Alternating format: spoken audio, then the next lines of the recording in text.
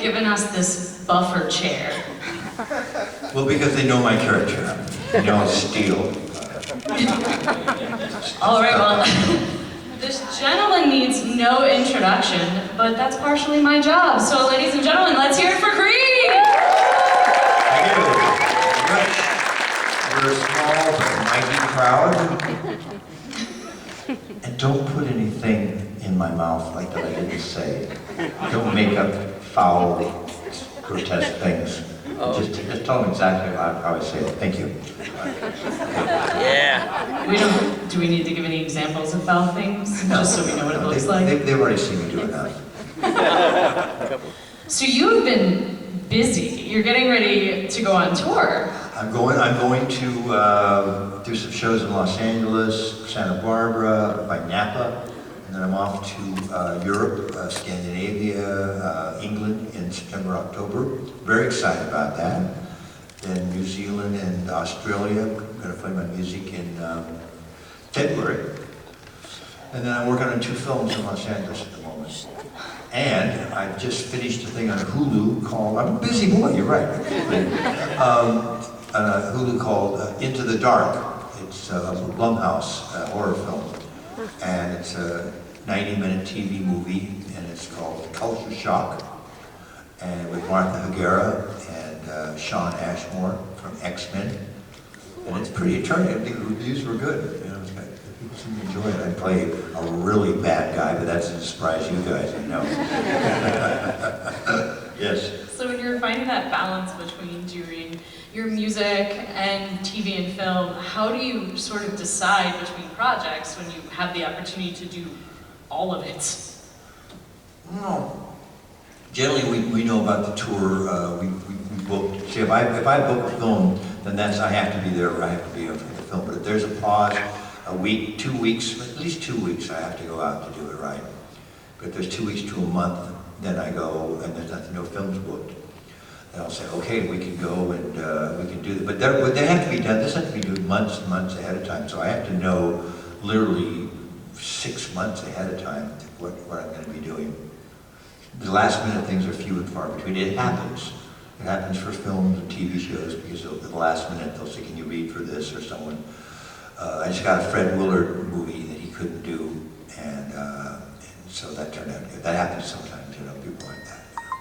Yeah. So looking at sort of, you've done TV and film, and you have all the music, is there sort of another medium you're looking to conquer, like writing or anything like that? I think I'm busy enough. I do, of course, you know, I do brain surgery work, kind of a pro bono thing on the weekend for homeless people. I've also played Operation. Yes, yes.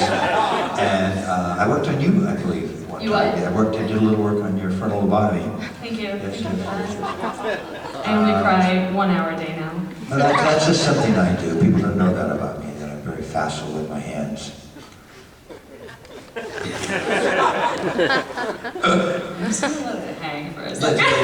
Let that sink in. All right, well, I see the Q&A mic is set up. So if anyone would like to have a question, let's form an orderly line at the microphone. And we'll say, oh, there's 2 now. In depth. Now, when you think about these questions, think that something's going to provoke me. Not provoke me, but stimulate my intellect. You can know, Creed came off a little spaced out, but deep down, I'm a thinker. Oh, yes. You raised your hand. You may have been stretching. You were stretching. I don't care if you were stretching or not. Get up there and ask a question. You gotta get the other hand Never to mind. keep it symmetric. Oh, you can stretch. You can stretch. Well, since we have some young ones in the audience, I read that you talked that you started studying theater because of a stuttering. I did, yes, yeah. I did. So, what do you have to say about the arts and how much it can influence and help us in ways that we don't necessarily think about? I think people that don't get used to conquering their fears, that's probably a lot to do with it. You know, I was insecure and had because won't get into those reasons, you know, what happened to me as a child to cause that stuff. But if you find things you're afraid of, and you get up, like I got up on stage, I was afraid of speaking in front of people because I knew I was going to stutter at a young age. And they said, once I started getting a handle on it, they said, if you get up in front of people and lecture or do acting, and that's why I got into acting. It's also why I jumped out of a plane, too, because, and truly, because I thought I'm scared. I went, okay, well, I'm scared, I will do that, you know. Or go up to Alaska and fish with bears. I mean, that's fun. It's also spooky. And I was scared of it. I thought, no, and I did. I'm fishing there, bears over there, looking at me, eating salmon. That'll wake you right up. All right, young lady. Hi. Hi. Thank you. Wow. I just started watching The Office recently with my mom, and everybody in that show's hilarious. Oh, thanks. So, question. What do you think is like the most illegal thing Creed has done? Well, he's killed people, obviously, right? I strangled the Strangler. A lot of people don't know this. I don't like competition as a character. And I found that I just didn't want this guy, you know, usurping on my turf. So, yeah, I got rid of it. And I usually work night. I'm like Alice Swearinger on Deadwood. I like to work close up with a knife. But this strangler like to strangle people. You saw that when I came on the Halloween episode. I was covered in blood. It's kind of like, I just get off on that. The character, talking to the character now, not the actor. Thank you. Thank you. Thank you. Have a nice day. Good question. You. Whenever you're. Hi. First of all, you are like my favorite Oh, character on thank The Office.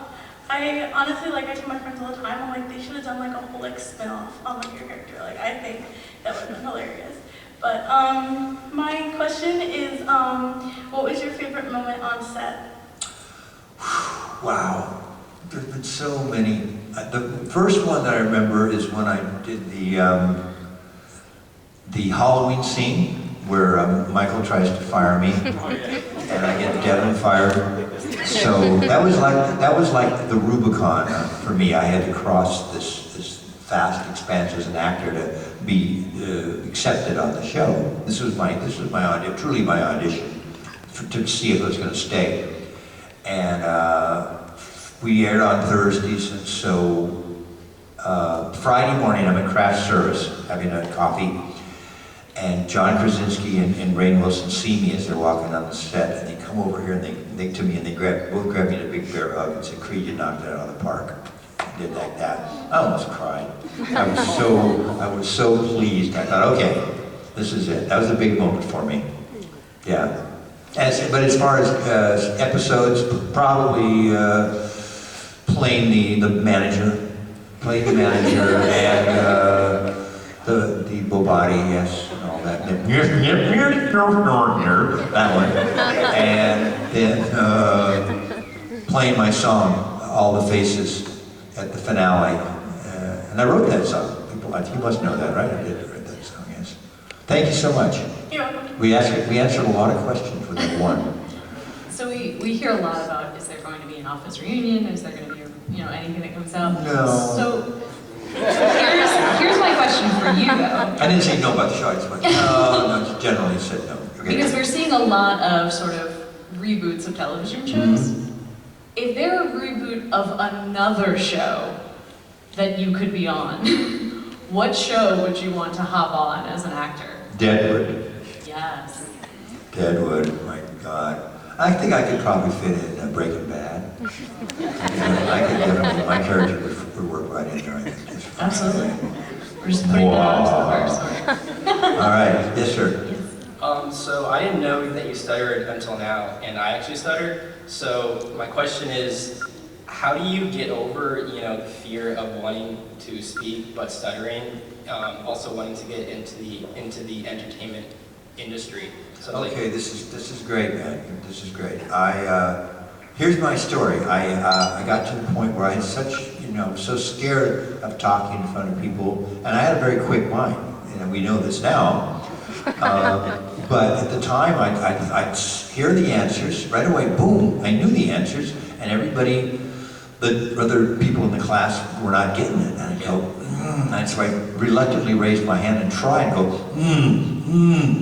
And I started getting red-faced, and I sometimes cried. I remember the thing that happened was the answer was an American scout who did, I forgot what it was, but the answer was Kit Carson. And that K was so, couldn't get it out. I couldn't get it out, and I started crying, and I just completely fell apart. I had to leave school. I was shaking, crying. And I went to a class, and the teacher said, all right, after about a week working with me, she said, I'd like you to try to stutter. She had me attempt to figure out what the mechanism was. So I started practicing stuttering, forcing myself to stutter out loud. That was it. For me. It may not be for you, but for a week after that, I stopped and I never looked back. Once in a while, there's certain letters I can feel that come up, and I see them coming up so far ahead in my mind that I will, superimpose another word in its place. Have another word that I can exchange for it, you know. But you just have to get up. You'll feel so much greater if you get up and do this stuff and get in to do what you love. If you want to act, then won't stop you. That will not stop you. Okay, people that are dyslexic, like my daughter, they become so damn powerful when they learn how to conquer that stuff. So good luck to you, my friend. Thank you, I appreciate that. Okay. Thank you. We've got one over here. Okay, so my question is not as profound as his, but when they're No, shooting, it's not. Go ahead. no, wait, I can tell you. When they're shooting the talking heads and the conference, one-on-ones in the Right. conference room, and you can see you and Stanley in the background working on your computers. What are you doing? I'm playing Spider Solitaire. Or I'm researching or writing song lyrics. So you're actually hooked up We to have the working internet? computers. We all had working computers after the first year. And we were all working on different projects and stuff. Only when the camera would come behind me, and I knew there was a chance the camera could see my screen, then I had to go to Spider Solitaire, because that's what was approved for my character to have on his computer. Apparently, that's all he ever did. Just a follow-up, how many instruments do you play? Well, right now I primarily play guitar, but I started out on French horn, and I played trumpet for many, many years. It was first chair. I didn't stutter when I played trumpet, by the way. Interesting.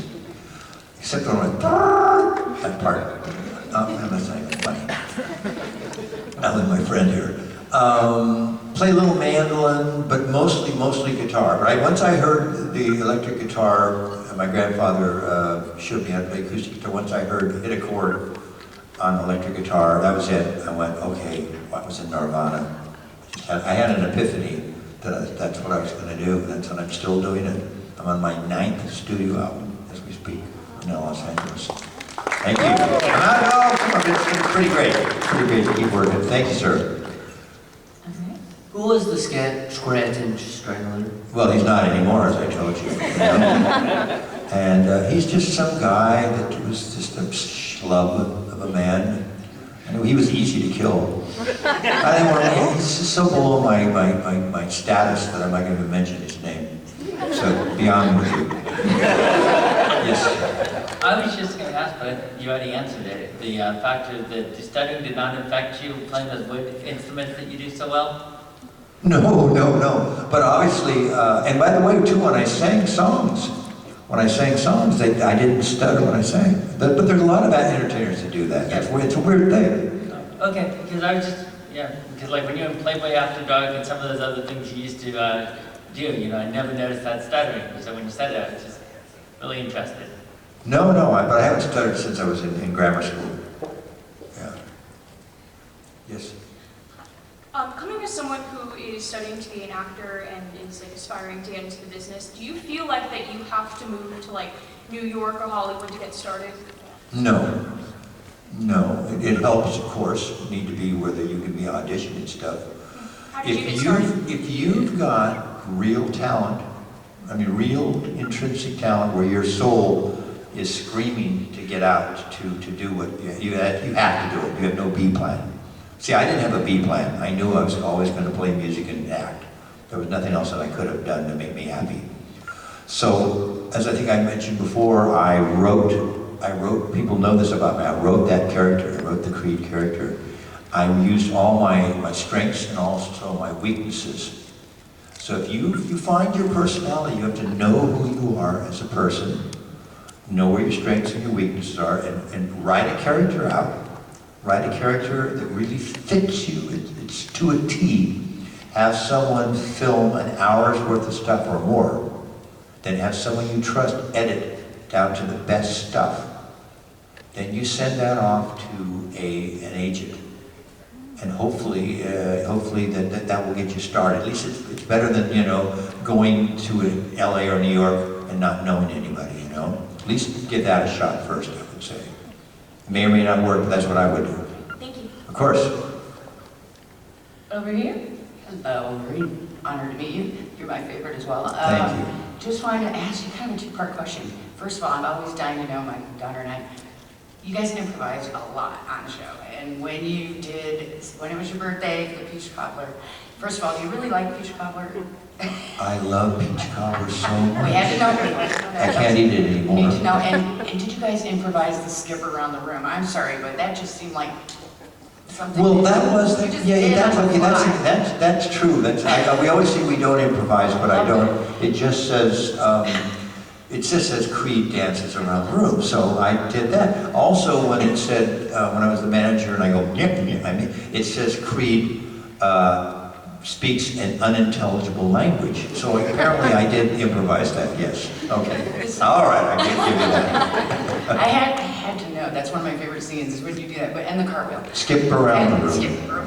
We do it on birthdays, actually. Yes. You have a lot of catchphrases. I'll skip around the room. Used on a regular basis. Oh yeah, please tell me we have some music for this. Creed takes it to Creed Look, skipping it's around. at the end of Happy Birthday. Here we go. Creed It's an skipping around the architecture. room. We have. All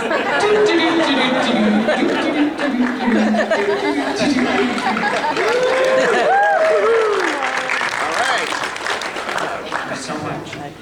Thank you. The second question was one more serious. I just wondered if your years in being a musician, with the grassroots, traveling, you do a lot of improv there. I know a lot of musicians. That's a lot of improv work too. Did that translate? Did that make it easier for you to just do things on the spur of the moment and, just because they did a lot of improv? I mean, not to stick to the script, but just be more free in your art. Absolutely. A stage is a stage. And I have people always say to me, well, how do you translate when you're playing music or when you're acting to the camera? And it's the same thing. I mean, on stage, whether I have lines or I'm playing my songs, if I'm singing a song to you as an audience, and I'm projecting something that if I'm sending love, then I'm going to look. And I'm going to look in each of your eyes and I'm going to send honest to God love. I'm not going to phone it in. And the same way if there's a camera there. There's not a camera. There's another human being. And I'm going through the camera to the soul of a human being and relating to that person. That's how you have to do it every single time or it's false. Thank you so much. Of course. Yes, over here. How would you say your time with the grassroots was, and how would you say that affects you today? Well, that was an interesting thing. I had been out of college. I was a drama major in college, and I went right after college to Europe for over 2 years, playing with the folk trio, the Young Californians. We went all over North Africa and Europe, of course, back into Middle East, Beirut, Syria, Jordan, Israel. We were in some really crazy places. And when I got to the grassroots, I realized I was already comfortable in playing in front of people. I'd been playing since I was 17 professionally. I've been doing it since I was 17. So when you're on stage, a lot of times you get comfortable being there. It's always a different show, and I'm always feeling a little apprehensive if my energy level is going to be up to doing the show. I'm not worried I'm going to be able to do what I do, whether it will be up to par. That's the only thing I ever have doubt. But it's good to have a little doubt. If I don't have a doubt, then the show is going to be flat. You could ask any entertainer. That's the way it is. You have to be a little nervous that something could go wrong because you're working without a net. Okay? Thank you. Of course. Hi. Hi. So Strike, Scream, and Run. Yes. One of my favorites. How much of which I had an improv question, like how much of what you did was improv? I don't like Kate, so I just basically hit her as hard as I could. So, she's a well to this day. We don't talk much anymore. No.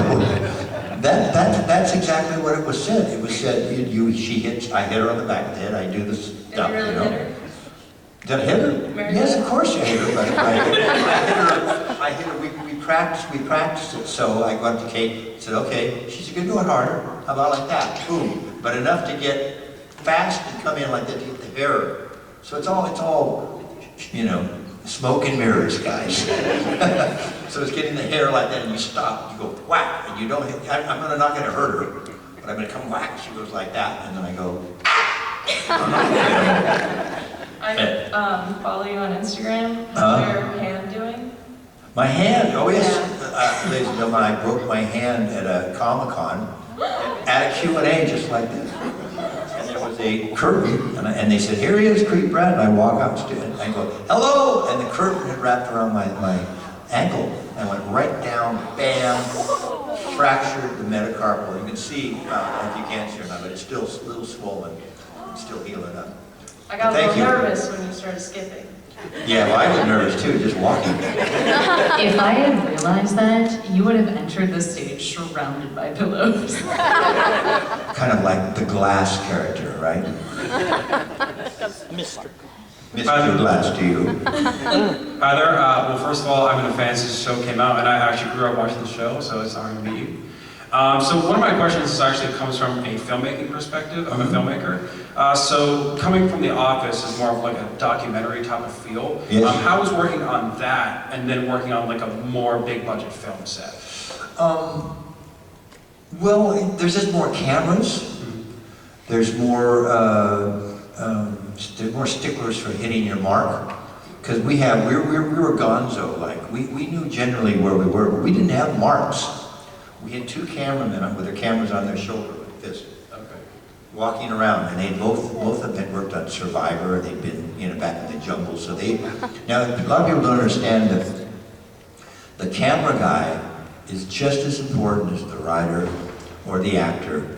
When he turns that camera, if he goes a little slow, it might not be as funny. If he goes and he goes back to the guy who just reacted, it could be funnier. That's their prerogative, how they move that camera, and it's crucial. That being said, I knew my characters so well. But if you go on to like the movies I've been doing, I'm playing different people all the time. I was playing a horrible killer on this Blumhouse thing, and so she had specific ideas. And when we talked it over, then if I deviated from that, she would remind me, remember you, oh yes, I'd go back to that character. On The Office, of course, I knew my character so well, I didn't know an emphasis. So you just have to remember always to remember where you are in the story, and because it could be a different thing. With the Creed character, I'm always where I am. Or I always was where I am, but in the movies, it's good. It's good, I'm glad I'm getting to do these other characters now. Thank you, though. Cool, absolutely, thank you so much. Did you find that there was a shift in the types of roles that you were offered prior to The Office and then following The Office? Yeah. When The Office first stopped, I was getting offered Creed roles to play that guy. And I had done a movie, went to Sundance called Terry with John C. Reilly and Jacob Bukowski. And it did really well. Not box office, but people who saw it, the critics loved it, And Roger Ebert gave me a really lovely review, and he said, you wouldn't even know this is the guy from The Office. I thought, okay, here I go. I'm the character actor I've always wanted to be. Very few people saw it, fortunately. I was like, oh man. So it's not, even with all the exposure I had in The Office, it was still so hard to get accepted as doing something else. But now, that's 5 years later, I'm starting to get to play grandfathers and fathers who are nice, and killers, and other people besides that character. And this is great. It's great for us too to see that. Yeah, thank you. Question over here. Yeah. Oh, hi. My question is like, what's your favorite thing about Creed? Favorite thing about what? Creed. Creed, the character? Yes. I think his humbleness. I think basically his love of himself, too. How much he just adores who he is. You know, and he could give a shit about anything else. Thank you. Okay, thank you. Hi, so in season 9, episode 8, when Pete is making the tower of the complaints, if you see you wearing sweatpants, was that scripted or did you just come in I think that's a good question. I hear people talking about the sweatpant episode. I can't tell if I came in, I think I may have came in for rehearsal and blocking. And I think they said, oh, let's just shoot it. And I go, and I had my sweatpants on. I said, well, what if we have to go to bed? I'm making this up. I don't know. I don't know how that happened. But it would be very uncharacteristic for Creed to have sweatpants on. But I certainly didn't choose it, I can tell you that. Thank you. It does feel like every once in a while you watch a series all the way through and you'll see an episode where someone's voice is a little different. Like, oh, they were sick that day or something like that. Do you ever rewatch old episodes and something jumps out at you and you just very distinctly remember what was going on in your life or the life of the show that week? Sure. I have a confession. I have not even seen all the episodes myself. I'm writing songs, I'm performing, I'm busy, Creed. I'm lazy. You have a limited amount of time before it gets pulled from Netflix. No, I don't think I'm going to outlive that show. I think that lucky for us, you know. I did see had people talk about that they didn't notice one scene. This wasn't improv. Yes, someone earlier asked about improv, so do we get to improv? Do you remember the scene where Ed Helms is singing? He's singing, he's doing this musical thing, and in the back is Clark. This is the 9th season, and Clark goes, I can't believe he's making all that music with just his mouth. And I go, like this, and we stopped, and I ran to the other room to Video Village, and I talked to her, and I said, hey, I think you should come past Clark to me. I don't care if I'm out of focus, and let me say, that's what she said. That's hysterical. That's hysterical. So, people don't see it maybe the first or second time, but then all of a sudden they're sitting there watching the show and they see him like, make that music with all about you. That's what she said in the background. So, and that's the one time I got to say that's what she said. So that was good too. Yeah, okay. Right over here. So I just found out shit. Anyway, Watch your mouth, young man. So I just found out recently that you make music and all that. So what was your very first guitar you ever got? First guitar? Yeah. My first guitar was a silver tone. My grandfather loaned me a Crest. I believe it was a Crest guitar. I think that's the name of it. But the first guitar that I had, I purchased because I had been working milking cows and working as a dude wrangler. I grew up in the mountains by Yosemite. I'd take people back in the high country for a pack train and help them unload. I was 15, 16 years old. And unload the stuff and set up their camp and then take the horse and the mules back to camp. And I worked all summer. And then I had enough money, so I wanted to get an electric guitar. I went to Sears Roebuck catalog.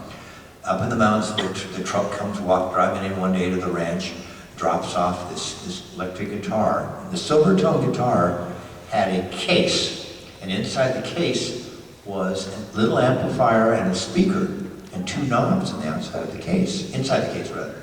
So you would open the case, pull out the cord that came with the cord, plug in your guitar, plug the amp into the wall, plug the amp's case into the wall, plug your guitar into the case, and play.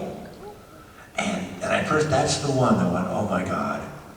The very first album I did with Dave Way, who was my producer, the multi-Grammy award-winning Dave Way in Los Angeles, the album was called Bounce Back.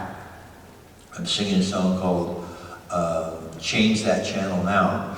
And I'm in the studio and I plug in my guitar into the outlet there. I hear this guitar amplifier and I'm going, wait a minute.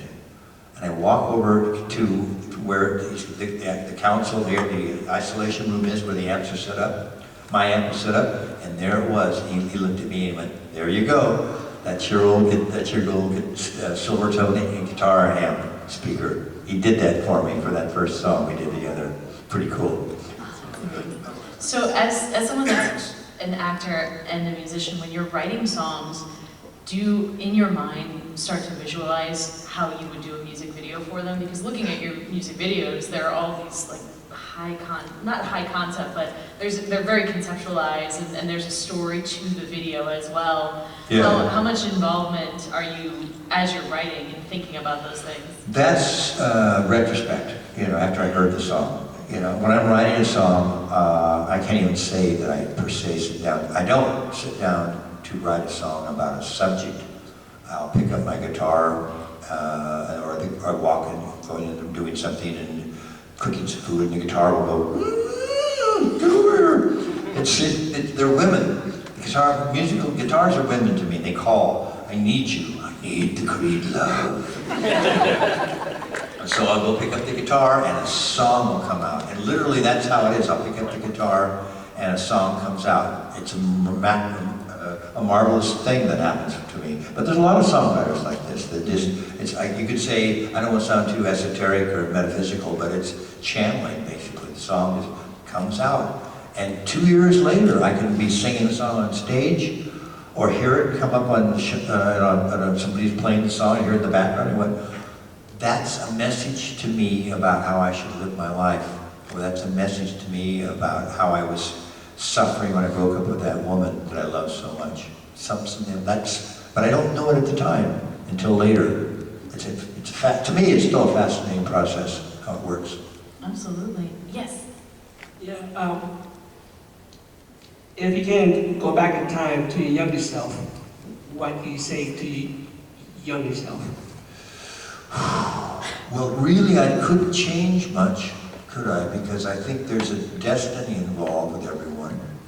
I think that everyone is going to receive exactly what they put into life. But if there was one thing that I wish that I had known about as a child, and I wish I had been studying from a young age, would be Stoic philosophy.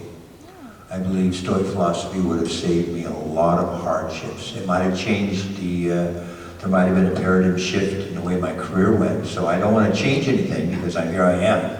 It's worked out very well. That's important. I don't think we say, we made mistakes, what would you redo in life?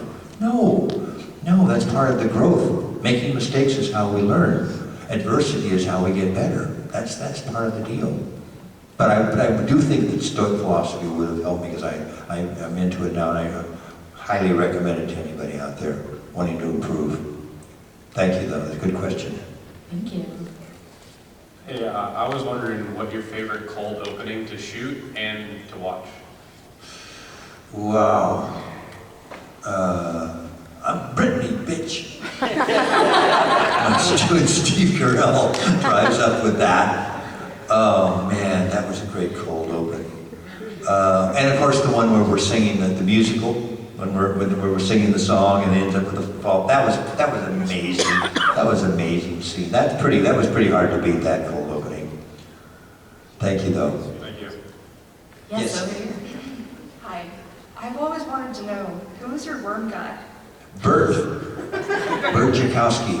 I wouldn't call them earthworms on steroids, but they were pretty plump and very virile around the ring. There was almost a little hair growth around the ring, and you put in the hook into the worm, and they'd go, I can take it.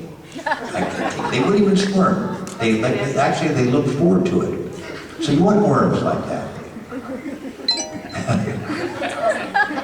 I also wanted to ask, what was your favorite episode to film and watch?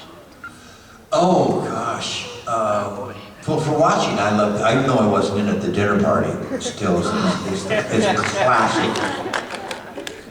One I was in that I think is great is Survivor Man, when Mike goes up. This is the peach, that's the cobbler bit, but that's the one where that Mike goes up with rain in the woods. This makes me howl. It's so darn good. I love watching, like everybody else, the scene where we're in the conference room and the crash test dummy is giving the staying alive. No. Once I was alive. No, faster. Faster. To me, that's still just like one of the most classic bits of comedy ever. It's just brilliant. If we do say so ourselves. Thank you, though. Thank you. Yes, over here. I'm not sure if someone else asked this because it came a little bit late, but are you still performing music live, and if so, are you going to perform anytime here in Tampa? I played here a while back. I play all over the United States. I'm going, like I mentioned earlier, I'm going up to Europe and in September, October, and then Australia. Yeah, I'm coming all the time, sure. But I don't know about Tampa. And one more question. By the end of the show, how good were you at solitaire?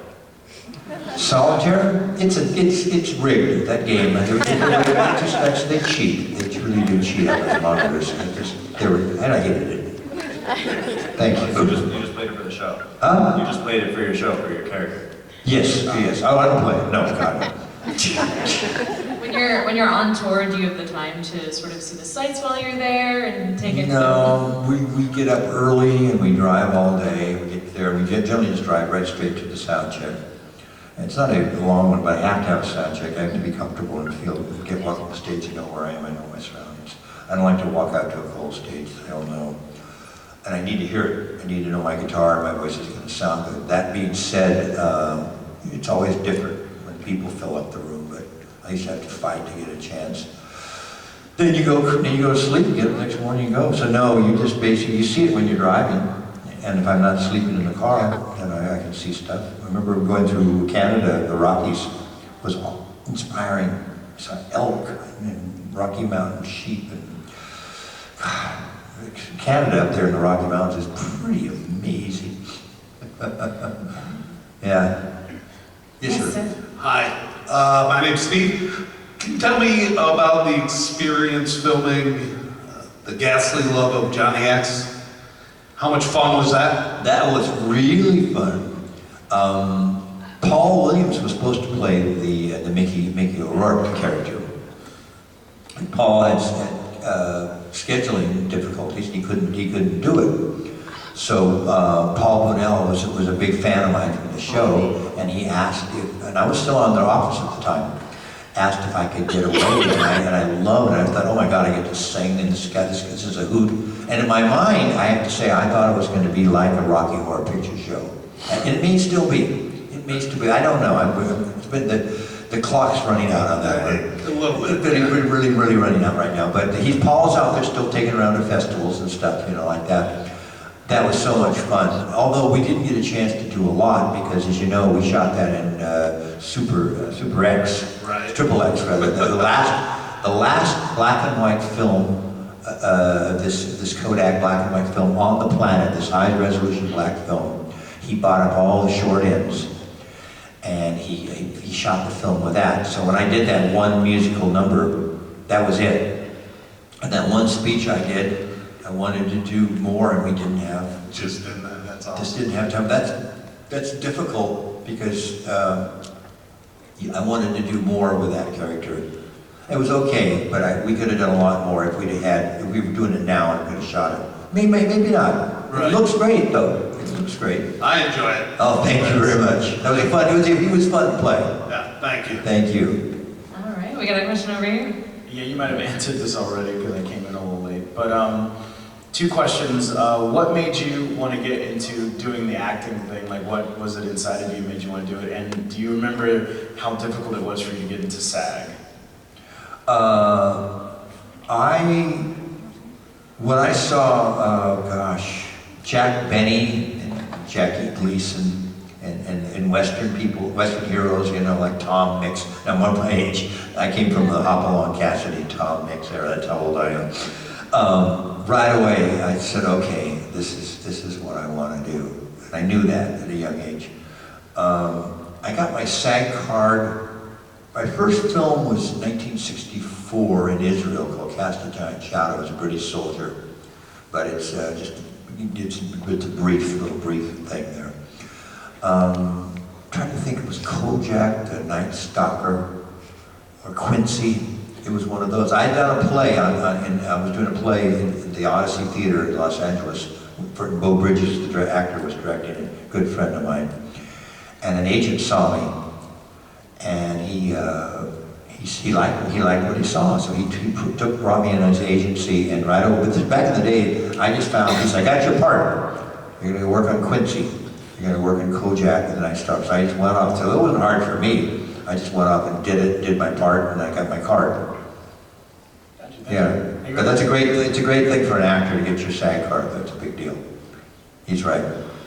Yes. Hi, so in The Office, Creed has been in cults as a follower and a leader. Any specific ones or ones that we would know?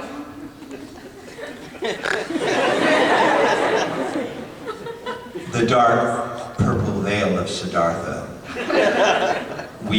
This group in Los Angeles, we'd go to the desert, we would take mescaline, psilocybin, PHP, a strange frog, the adrenal gland of a strange frog from South America. We would inject them all with a hypodermic needle right into our cerebral cortex.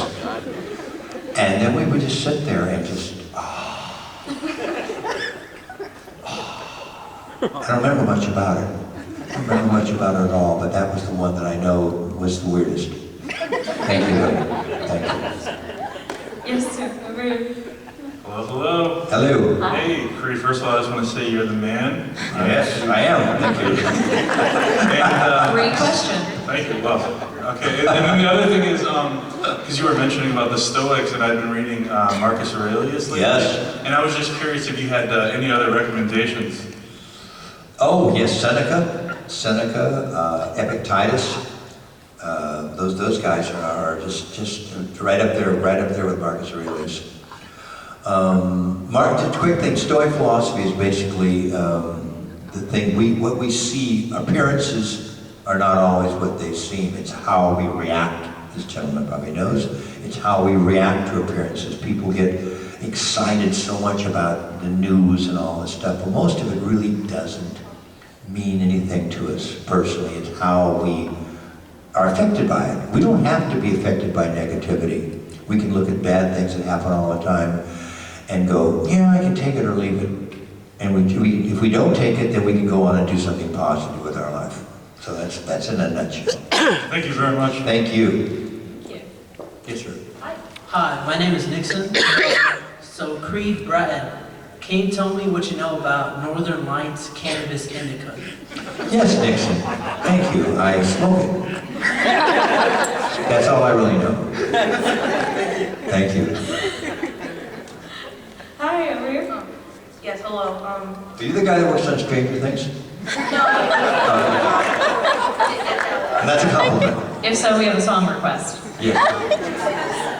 Yeah, big fan of The Office. Thank you. Yeah, I love the sorry. That's yeah, okay. I have started a lot as well. Okay. I love the cinematography in The Office as well. But one question, who is your favorite actor to work with on The Office? Wow, they're all so great. I mean, obviously, Steve Carell is just, his timing is miraculous. And I always love doing scenes with him. And John Krasinski, we would laugh so hard.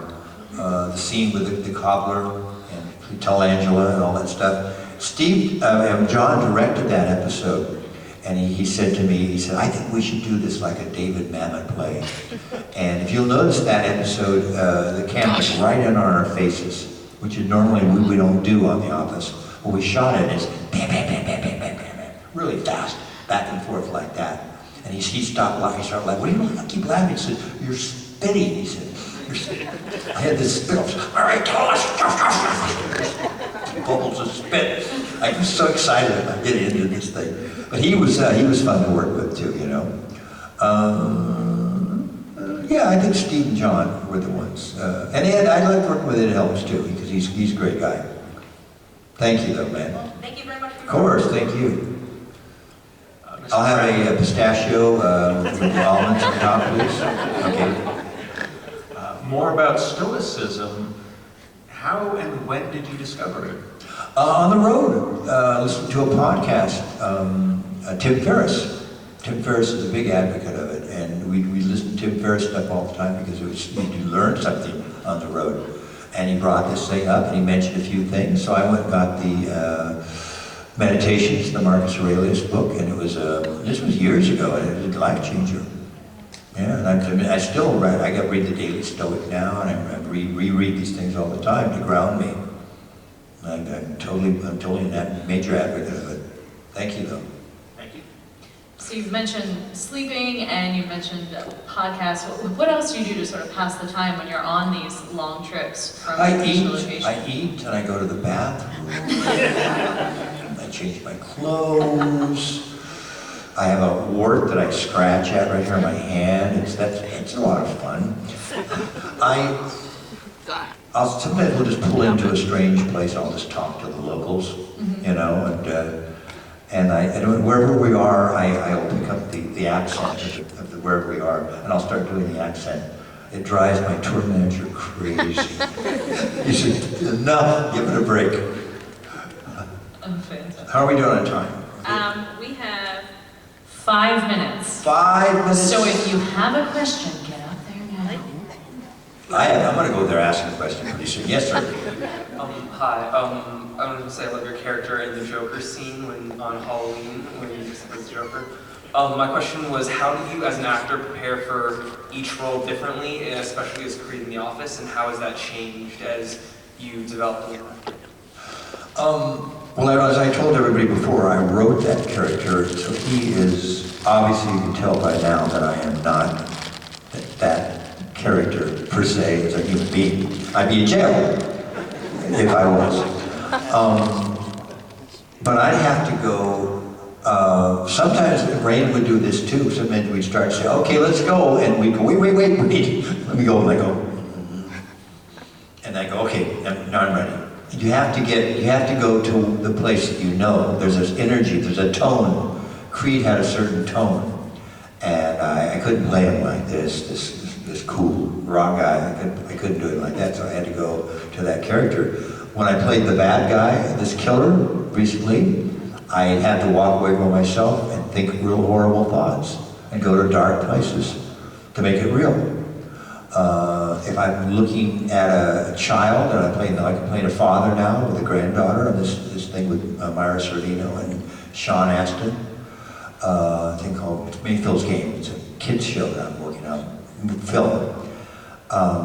Then I just look at these kids, and they're my granddaughters, and that's it, simple. I send them all with love, but I can't go in there and I have to prep. Yes, before I walk on and start opening my mouth, I'm in character. Absolutely, have to do it. Yeah. Thank you. Of course. Do you have a favorite mythology? Mythology? Yeah. The mythology of me. Creed's mythology. Okay. Yes, I have a little shrine at home, the Shrine to Creed, where I don't worship myself per se. I acknowledge my greatness.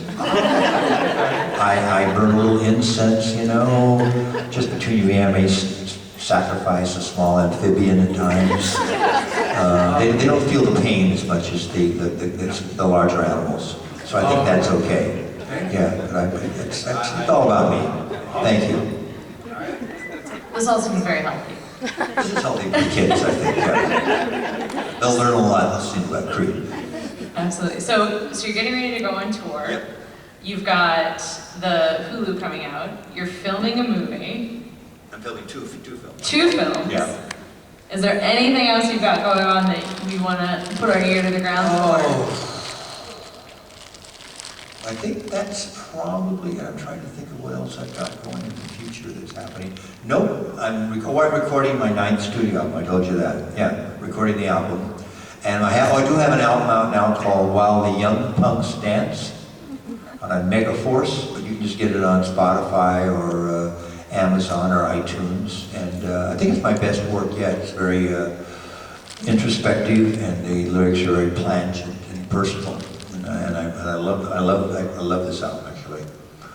And I just want to say thank you for all those great questions. And we got one young lady left. Hello. This better be good. This is going to be, no pressure, this is going to be the last No, it's got to be the question. best one ever, though. Go ahead. Okay. Don't do it. It's really good. Go on now. My mom wanted to know, where did you work before Dunder Mifflin? I had been debauched in Los Angeles, and I passed out on a Greyhound bus. And I missed my connection. I woke up in a dumpster in Scranton, and they gave me a job as a salesman, which I sucked at. And then they didn't want to fire me because you could see by the office thing, I was not fireable. I was scary. I could talk myself out of anything. So basically, I was a rock star, and then I worked at Dunder Mifflin. Simple as that. Cool. Also, what's your favorite color?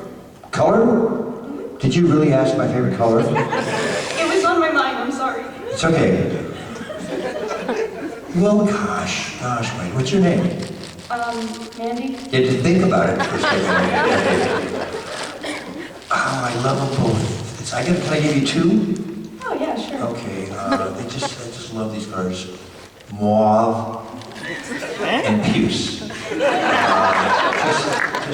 lovely colors. In fact, I think of why I said that because the high school I went to, those were our school colors.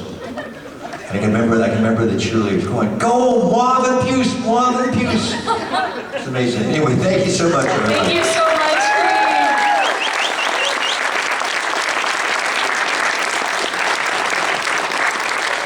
Thank you, bye. Bye.